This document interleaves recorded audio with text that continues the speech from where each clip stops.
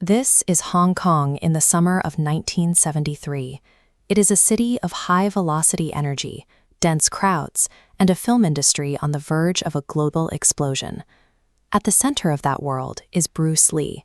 At 32, he is a specimen of elite physical discipline, maintaining 3% body fat and the cardiovascular endurance of a professional athlete.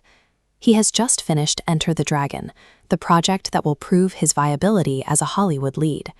Despite his peak condition, a timeline is already in motion. In exactly 72 hours, the most famous martial artist on Earth will be dead.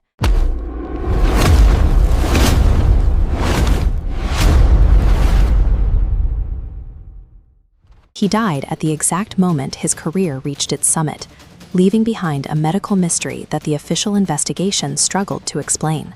For 50 years, fans and doctors have looked at the final days of his life and found a story that contradicts the official record. On July 20th, Lee was at the apartment of actress Betty Ting Pei, reviewing the script for Game of Death. When he complained of a headache, she gave him a tablet of Aquagisec, a common painkiller containing aspirin and a mild muscle relaxant. Lee went to the bedroom to rest and never regained consciousness. At 11:30 p.m., he was pronounced dead at Queen Mary Hospital. The coroner's official ruling was death by misadventure, citing a hypersensitive reaction to the meprobamate in that single painkiller. This chart illustrates the immediate biological cause, cerebral edema. His brain had swollen significantly, increasing internal pressure against the skull until his vital systems failed. This conclusion presents a scientific inconsistency. Meprobamate was a standard medication taken by millions. There is no evidence Lee had an allergy, and it is rare for a healthy athlete to suffer a fatal brain reaction from a single standard dose. Further complicating the story is the fact that his brain had swollen once before. 10 weeks earlier, Lee collapsed on a film set with nearly identical symptoms. His death wasn't a sudden, isolated accident. It was the second time his body had reached this specific point of failure. During that first collapse on May 10th, doctors managed to reduce the brain swelling. They noted he was consuming large amounts of fluid and released him, but they didn't identify the underlying vulnerability that was beginning to emerge. In 2022, researchers proposed the kidney hypothesis.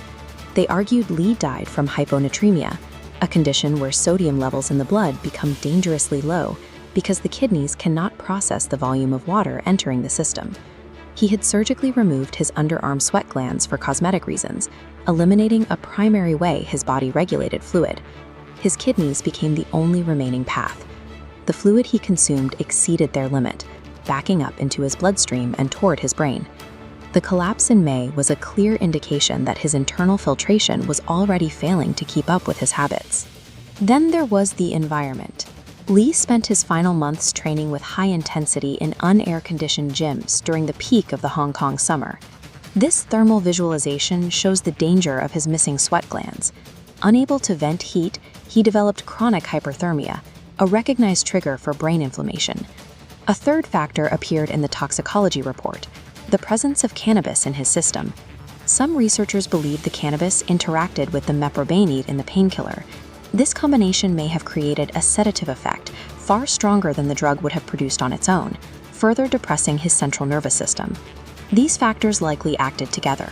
Excessive fluid, extreme heat, and a sedative combined to create a physiological crisis in a body that had lost its ability to regulate itself. When Enter the Dragon was released 34 days after his death, it became a massive cultural phenomenon, earning over $200 million. This image of his funeral in Hong Kong shows the scale of the void he left behind.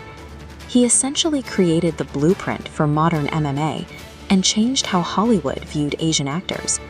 His training methods and philosophy continue to be the standard for elite athletes 50 years later.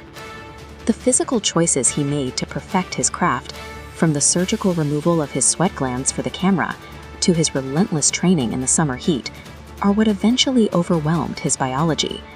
He died at 32 because he pushed his body as hard as he pushed his art, leaving a legacy that has outlived the mystery of his death.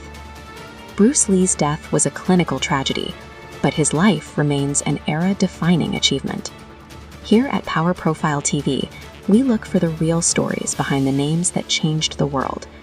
Next week, we're looking at Jet Li, a story involving a narrow escape from a tsunami, a hidden illness, and a retirement that surprised the industry. Subscribe now and stay tuned for the next